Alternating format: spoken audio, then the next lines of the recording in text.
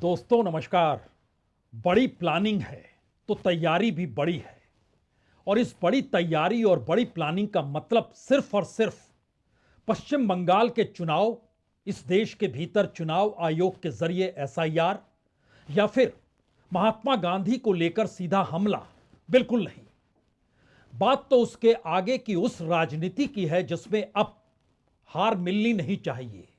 वह कोई भी क्षेत्र हो, पार्लियामेंट के भीतर का सवाल हो या पार्लियामेंट के बाहर का सवाल हो, अब किसी भी राज्य में किसी भी चुनाव में कोई हार नहीं मिलेगी। यह एक ऐसी बिसात है जिसमें पहले अपने सहयोगियों का भरोसा चाहिए, और भरोसे का मतलब है उन्हें साथ खड़े रहना होगा। और जब साथ खड़े रहना होगा तो इस देश के भीतर जो भी अलग अलग प्रभावशाली तबके होते हैं, जिसमें पहला नाम इस देश में इस वक्त कॉरपोरेट का आता है, तो उसे भी साथ खड़े होना ही होगा। और राजनीति की इस बिसात की शुरुआत 2026 की शुरुआत से ही हो जाएगी, यानी जनवरी के महीने में। जो मुंबई के भीतर जिस चुनाव का इंतजार बीते कई वर्षों से शिवसेना या कहें उद्धव ठाकरे और राज ठाकरे दोनों कर रहे हैं, कि आखिर उनकी ताकत तो वहीं जाकर सिमटती है और वहीं से शुरू होती है। तो एक ऐसी बिसात और एक ऐसी प्लानिंग क्या हो सकती है? शायद इसीलिए मुलाकातों का सिलसिला इस दौर में बड़ा महत्वपूर्ण है। हर किसी को भरोसे में लेने का मतलब भी कोई छोटा नहीं है। लेकिन इन पन्नों को खोलें उससे पहले एक हकीकत जान लीजिए। तकरीबन 65 बरस पहले मुंबई गुजरात के हिस्से में जाएगा या फिर महाराष्ट्र के हिस्से में आएगा, इसको लेकर जो आंदोलन गुजरात और महाराष्ट्र के भीतर शुरू हुआ, वह एक तरफ वहां गुजरात की परिकल्पना थी जिसमें मुंबई साथ ले जाने का जोश था, और दूसरी तरफ संयुक्त महाराष्ट्र की सोच और संघर्ष थी जिसमें उस वक्त बाला साहब ठाकरे भी कूद गए थे। और सही मायने में तभी से महाराष्ट्र के भीतर मुंबई और मुंबई के भीतर बाला साहब ठाकरे यानी शिवसेना की शुरुआत होती है। और पहली बार उस मुहाने पर महाराष्ट्र की राजनीति होते होते मुंबई के भीतर पहुंच चुकी है, जहां पर इस बार 15 जनवरी को जब वोट पड़ेंगे बीएमसी के चुनाव में, तो उसके जरिए बीजेपी एक ऐसी प्लानिंग चाहती है जो कि खुले तौर पर बीजेपी को इतनी बड़ी जीत हासिल करा दे कि वो अपने बूते बीएमसी पर कब्जा कर ले, यानी ना उसे एकनाथ शिंदे की जरूरत पड़े और ना ही अजीत पवार की। ये संकेत सभी को मिलने लगे हैं।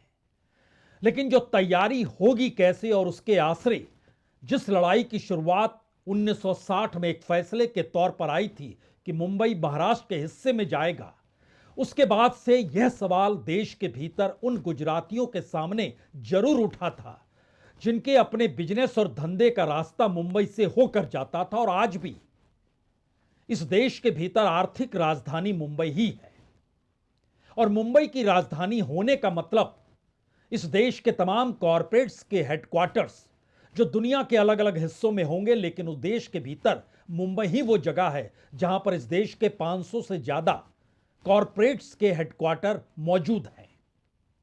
और शिवसेना अगर बीएमसी पर कब्जा करती है तो बीएमसी के मतलब और मायने क्या होते हैं? दरअसल वो पाइपलाइन है, एक ऐसी पाइपलाइन है जो पैसे की आवाजाही खुले तौर पर बनाती है। और इसको इस रूप में भी समझे कि इस देश के भीतर सबसे बड़ा बजट 74,000 करोड़ का बजट 2025-26 का बीएमसी का है। इस दौर में तमाम कॉरपोरेट्स की पाइपलाइन काट दी गई, विपक्ष के पास पैसा नहीं जाता है। यानी जो इलेक्ट्रल बॉन्ड के बाद की भी स्थिति आई, उसने भी दर्शा दिया कि लगभग 70 से 80% हिस्सा तो बीजेपी के पास ही जाएगा, और बाकी 15 से 20% जो अलग अलग राजनीतिक दलों में बटेगा वो छत्रपों के हिस्सों में नहीं जाएगा। वो सीधे सीधे बड़ी पार्टियां जिसमें कांग्रेस मायने रखती है तो उसके पास कुछ हिस्सा चला जाएगा। और जब पैसे की आवाजाही नहीं होगी, और खास तौर से महाराष्ट्र और मुंबई के भीतर, तो फिर कौन सा क्षत्रप अपनी राजनीति को कैसे साध सकेगा? यह सवाल शायद इस बार के चुनाव में सबसे बड़ा है। यह इसलिए भी बड़ा है क्योंकि याद अगर कीजिएगा तो 2014 में जब प्रधानमंत्री नरेंद्र मोदी बन गए तो उसके बाद जब महाराष्ट्र के चुनाव हो रहे थे तो पहली आवाज प्रधानमंत्री मोदी ने अपने भाषण में यह कहकर दी थी कि वसूली पार्टी है शिवसेना।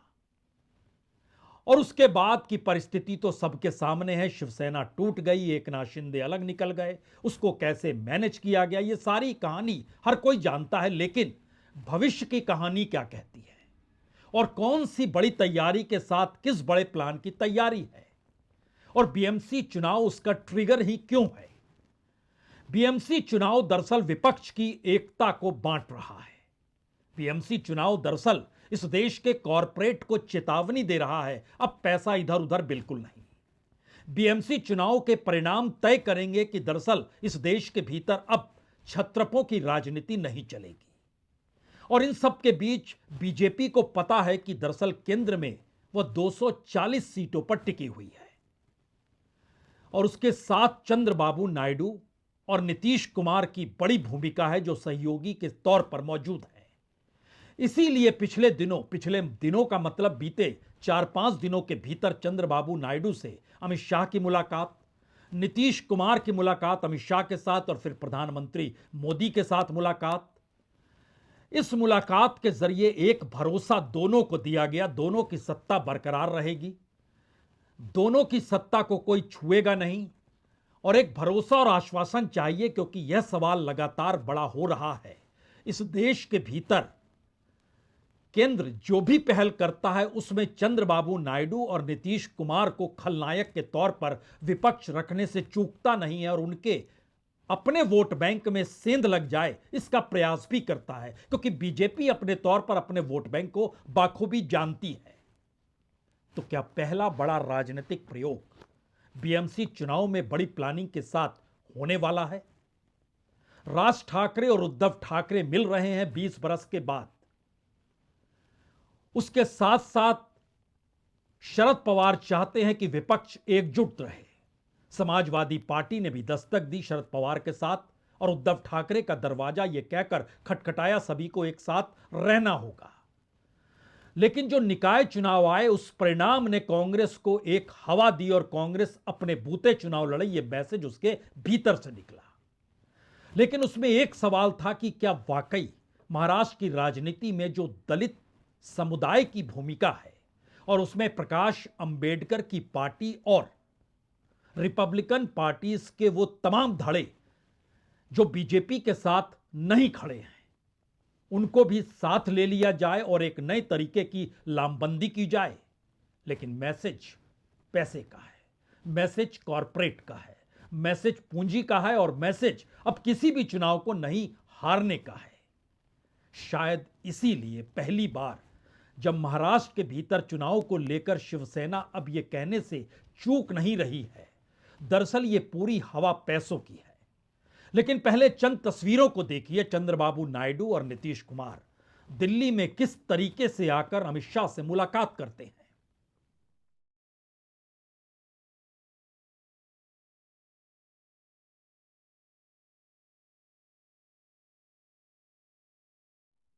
अमित शाह बाखूबी जानते हैं चंद्रबाबू नायडू विपक्ष की राजनीति को साधने में भी माहिर हैं और विपक्ष की राजनीति चंद्रबाबू नायडू को कभी भी आगे करके कहीं ना कहीं दिल्ली की राजनीतिक सत्ता को धक्का भी दे सकती है। तो इसके लिए एक भरोसा और विश्वास चाहिए।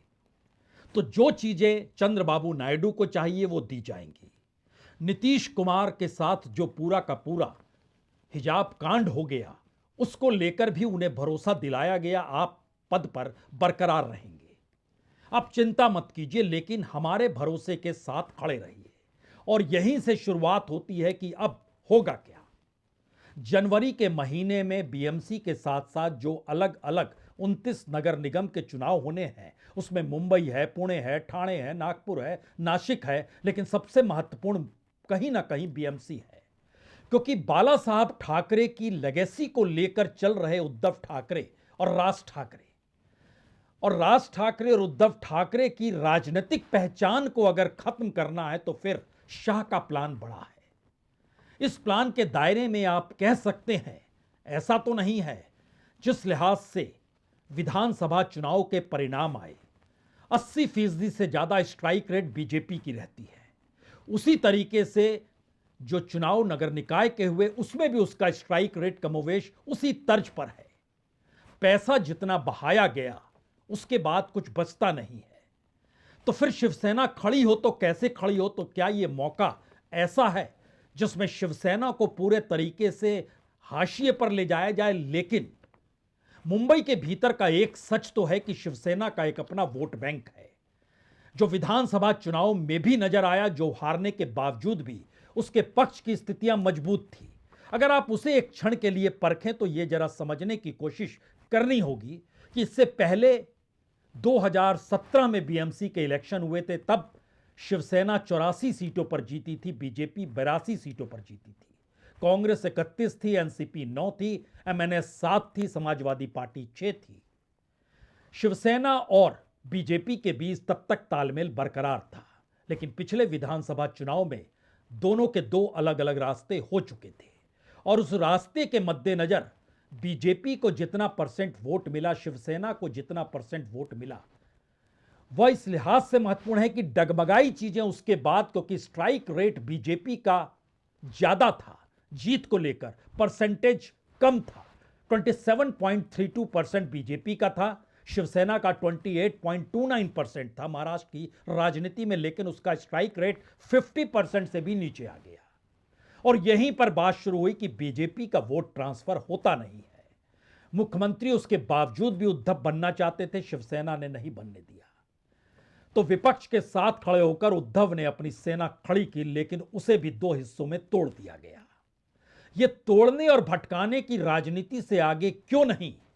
महाराष्ट्र की राजनीति में वह ठाकरे परिवार जो 1960 से जब मुंबई महाराष्ट्र में शामिल हुआ था और गुजरातियों की मौजूदगी जो मुंबई के भीतर होती थी, उसको लेकर जो वसूली का जिक्र प्राइम मिनिस्टर मोदी ने अपने चुनावी भाषण में किया, गृह मंत्री अमित शाह उस वक्त बीजेपी के अध्यक्ष थे, उन्होंने अपने भाषण में किया, और टकराव जब चरम पर हो गया तो फिर शिवसेना को तोड़ा गया।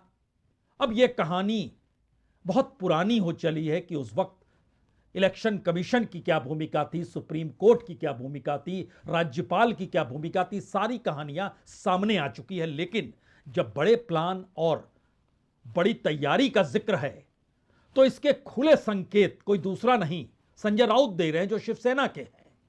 वही मशीन है, वही सेटिंग और वही फिटिंग है। नई बात कोई ना। आंकड़े तो बदल दो भाई, आंकड़े तो बदल दो। हाँ, ये लोकतंत्र है क्या? पैसा कितना पानी जैसा बहाया, पानी से भी ज्यादा बहाया, तूफान आ गया पैसों का। मैंने कल भी कहा कि जिस नगर पालिका नगर पंचायत का बजट 25 करोड़ है, वहां 200-200 करोड़ जीतने के लिए खर्चा किया, 10-10 करोड़ लोगों में बांट दिए। कहां से आता है पैसा? ये फडणवीस साहब बता सकते हैं? ये पैसा महाराष्ट्र में कहां से आता है? शिंदे के पास, अजित पवार के पास, आपके पास? हाँ, कौन देता है पैसा आपको? हमको तो कोई देता नहीं। असल में संजय राउत इस हकीकत को जान चुके हैं कि महाराष्ट्र की राजनीति में इससे पहले किसी भी पॉलिटिकल पार्टी का स्ट्राइक रेट 90% तक तो कभी नहीं रहा, लेकिन लोकसभा में मात खाने के बावजूद भी विधानसभा में बीजेपी ने जिस तरीके से 88.5% का स्ट्राइक रेट दिया, 149 सीटों पर उम्मीदवारों को खड़ा किया और 132 सीट जीत गई। यह मैसेज है कि दरअसल बीएमसी इलेक्शन में वह एकनाथ शिंदे को उतनी ही सीट दे रही है या खुद उतनी सीटों पर ही लड़ रही है जहां 90% का स्ट्राइक रेट उसको सत्ता में पहुंचा दे, यानी बीएमसी पर उसका अपने तौर पर कब्जा हो जाए। बीएमसी में 227 सीटें हैं, यानी 114 जीत चाहिए, और अपने तौर पर जितनी सीटों पर बीजेपी चुनाव लड़ना चाहती है वो दरअसल 135 है। स्ट्राइक रेट कमोवेश वही रहे जो अपने तौर पर इशारा कर गए संजय राउत। और दूसरी तरफ बीजेपी इस हकीकत को भी जानती है कि मुंबई सिटी में शिवसेना की ही चलती है, यानी उद्धव ठाकरे की ही चलती है। मुंबई सिटी की विधानसभा की 10 सीटों में से 6 सीट जो हासिल हुई थी वह उद्धव ठाकरे और उसके सहयोगियों को हासिल हुई थी। हालांकि मुंबई सब अर्बन में 26 में से 18 सीटों पर कब्जा किया था बीजेपी यानी एनडीए ने। यह एक स्थिति बड़ी ट्रिकी सी है।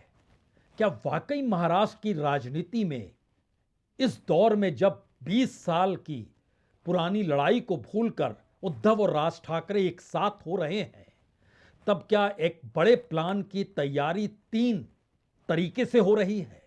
एक तरफ इलेक्शन कमीशन है, दूसरी तरफ कॉरपोरेट है और तीसरी तरफ वो पैसा है जिस पैसे के आसरे वोटरों को कैसे अपने साथ किया जाए, या फिर उन वोटरों के सामने एक ऐसी बड़ी उम्मीद को खड़ा कर दिया जाए जिस उम्मीद को पाट पाने की ताकत किसी भी छत्रप में इस देश के भीतर बचे ही नहीं। और मुंबई से यह निकलने वाला मैसेज कोलकाता को इतना ज्यादा प्रभावित कर दे कि राइटर्स बिल्डिंग के भीतर भी कपकपी सी दौड़ने लग जाए। और राइटर्स बिल्डिंग से जो मैसेज निकले वो कहीं ना कहीं अखिलेश यादव की भी पूरी राजनीति को समेट ले जाए। इस हकीकत को और इस प्लानिंग को अंजाम देने के लिए अपने अपने तरीके से काम तो करना होंगे, लेकिन जिस भरोसे का जिक्र एनडीए के सहयोगियों के साथ है उसमें इस वक्त एकनाथ शिंदे की जरूरत बीजेपी को है। बीजेपी को अजीत पवार की उतनी जरूरत नहीं है। तो अजीत पवार पुणे के भीतर चाहते हैं कि कांग्रेस के साथ मिलकर लड़ें। अपने तौर पर एकनाथ शिंदे चाहते हैं कि कम से कम उन्हें उतनी सीट पर लड़ने का मौका मिले, या फिर बीजेपी उतनी कम सीटों पर लड़े जिससे वो अपने बूते बीएमसी पर कब्जा नहीं कर पाए 80-90% स्ट्राइक रेट के बावजूद भी। लेकिन कितने दिन चलेगी एकनाथ शिंदे की ये राजनीति? मुलाकात लगातार हो रही है देवेंद्र फडणवीस और एकनाथ शिंदे के बीच। मैसेज लगातार है नितिन गडकरी के लिए भी और देवेंद्र फडणवीस के लिए भी कि मुंबई के भीतर कॉरपोरेट युग उसी तर्ज पर लौटना चाहिए जिस तर्ज पर गुजरात के बड़े बिजनेसमैन चाहते हैं। और वो एक छत्र राज तब तक संभव नहीं है जब तक आप बीएमसी पर कब्जा ना कर लें।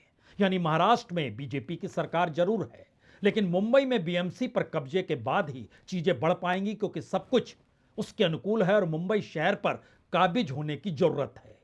तो यह एक बड़े प्लानिंग का हिस्सा। दूसरी बड़ी प्लानिंग कॉरपोरेट की उस पूंजी का है जो भरोसा और उम्मीद बीजेपी के भीतर जगाती भी है, और बीजेपी उस पूंजी के आश्रय अपने एनडीए सहयोगियों को साधती भी है और विपक्ष को टारगेट पर लेती भी है।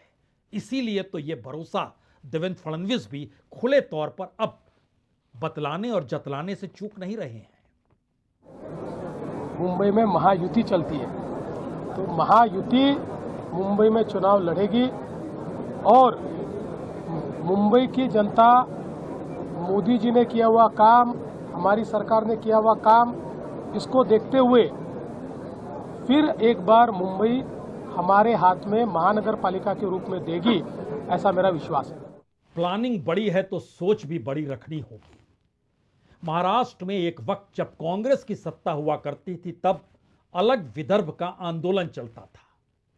उस अलग विदर्भ को बनाने के आंदोलन में बीजेपी के नेता भी शामिल रहते थे। वो नितिन गडकरी हो अपने तौर पर या फिर देवेंद्र फडणवीस ही क्यों ना हो, और संयोग से दोनों ही विदर्भ से आते हैं, नागपुर से आते हैं। जब विदर्भ बनेगा तो नागपुर उसकी राजधानी पड़ेगी। और यहीं से बड़ा सवाल है कि बड़े प्लान की बड़ी तैयारी का मतलब क्या है। यह मतलब दरअसल डीलिमिटेशन का है। यह मतलब दरअसल आने वाले वक्त में बड़े राज्यों को छोटे छोटे राज्यों में तब्दील करने का है। यह मिशन दरअसल दक्षिण और उत्तर की राजनीति को एक साथ साधने का है, क्योंकि दक्षिण की आवाज लगातार डीलिमिटेशन को लेकर इस आवाज को उठाती रही है कि जब आप परिसीमन करेंगे तो फिर उसके बाद जनसंख्या के लिहाज से उत्तर भारत में तो सीटें बढ़ती चली जाएंगी। दक्षिण भारत की मौजूदगी भारत की राजनीति को प्रभावित करने की दृष्टि से संसद में भी कोई मायने नहीं रखेगी। और उत्तर और दक्षिण के बीच में महाराष्ट्र ही खड़ा है, जो एक लिहाज से दोनों जगहों का एक दरवाजा है।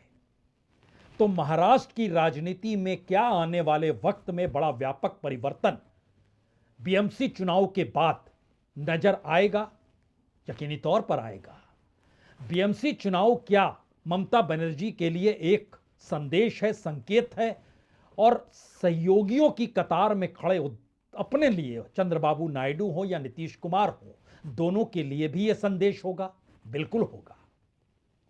और यहां से तीसरा सवाल है, जो कॉरपोरेट अभी तक जो अलग अलग ट्रस्ट के जरिए भी पैसा दे रहा है, धीरे धीरे ऐसी स्थिति आ जाए कि दरअसल अलग अलग ट्रस्टों के जरिए भी कुछ भी पैसा विपक्ष के पास ना पहुंचे, यानी जो 10-15% पहुंच भी रहा है वह भी दरवाजे बंद होने चाहिए। क्योंकि इस देश के भीतर कमोवेश हर राज्य में अगर बीजेपी की सरकार होगी, और शाह की बड़ी प्लानिंग का बड़ा हिस्सा यही है कि आखिर जब सब कोई मान ही रहे हैं कि हम अपने हिसाब से चलते हैं, जहां कानून मायने नहीं रखता है, पार्लियामेंट मायने नहीं रखता है, कॉन्स्टिट्यूशन तक गायब कर दिया गया है, तो फिर वो इस राग को अपनाते रहें, चुनाव हम जीतते चले जाएंगे और अब किसी भी चुनाव को हारने की जरूरत नहीं है। क्या यह मैसेज चंद्रबाबू नायडू और नीतीश को भी दे दिया गया? बिल्कुल। क्या यह मैसेज अब आरएसएस तक को चला गया? बिल्कुल। अध्यक्ष पद को लेकर जिस तरीके से चुनाव हुआ, उसमें सवाल यह नहीं है कि जो अध्यक्ष बन रहा था उसे जानकारी है या नहीं। बीजेपी के एक बड़े नेता से बातचीत में कहा, उन्होंने कहा, आप ये क्यों पूछते हैं कि उस नए अध्यक्ष को पता था या नहीं? ये पूछिए कि जो इतने दिनों से एक्सटेंशन दर एक्सटेंशन पा रहे थे नड्डा साहब, उनको भी जानकारी थी क्या? यानी देश की राजनीति में बीजेपी की राजनीतिक सत्ता अब उन तमाम रुकावटों को खत्म करके उस राजनीतिक दिशा में बढ़ने की सोच के साथ आ चुकी है, जहां पर कोई चुनाव नहीं हारना है। और इसकी शुरुआत 2026 के जनवरी के महीने से ही हो जाएगी। 15 को वोटिंग है, आज की तारीख 23 है, तो आज से नामांकन प्रक्रिया शुरू हो गई। 30 तारीख तक यह नामांकन प्रक्रिया चलेगी महाराष्ट्र के भीतर, जो नगर निगम के चुनाव है और उसमें बीएमसी चुनाव भी है। यह मैसेज जितना बड़ा है, उस मैसेज के समानांतर पहली बार भारत की राजनीति में खुले तौर पर कॉरपोरेट और पैसे वालों को भी यह संदेश है कि आपको इस देश की उस राजनीति के सहारे ही चलना है, जो राजनीति इस देश में नीतिगत फैसलों के आश्रय कॉरपोरेट को किस दिशा में, किस सेक्टर में, कहां पर कौन सा लाइसेंस चाहिए, किसे आगे बढ़ना है, जब वही तय कर रही है, तो फिर आपकी दिशा अलग होनी नहीं चाहिए। तो चेत जाएं सिद्धारमैया और डीके शिव कुमार भी, और चेत जाएं तेलंगाना के मुख्यमंत्री भी। यानी परिस्थितियां जिस लिहाज से चलेगी, उसमें इस देश की राजनीति को सिर्फ एक धारा देखनी है, और यह धारा महात्मा गांधी के नाम या पार्लियामेंट में पास होने वाले बिल, या फिर इन सब से हटकर उस संविधान को मत देखिए जो संविधान को आपने मुद्दा बना लिया। अब चुनाव दर चुनाव उन फैसलों को देखिए जो फैसला जनता दे रही है, और आप मानिए या ना मानिए, वो फैसला जनता ही दे रही है। इसको पहले से तय कैसे किया जा सकता है, यही है बड़े प्लान की बड़ी तैयारी। बहुत बहुत शुक्रिया, बहुत बहुत शुक्रिया।